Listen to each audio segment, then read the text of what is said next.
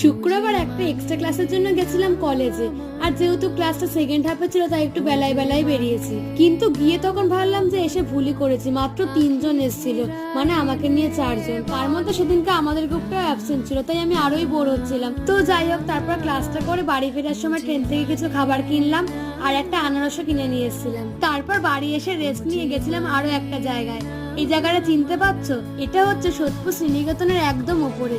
কি সুন্দর rooftop garden করেছে, আর জায়গাটা কিন্তু ভীষণই সুন্দর। আর সেদিনকে যেহেতু 22শে শ্রাবণ ছিল, তাই সেই উপলক্ষে একটা প্রোগ্রামের অ্যারেঞ্জ করা হয়েছিল, আর সেখানেই আন্টি আমাকে নিয়ে গেছিল।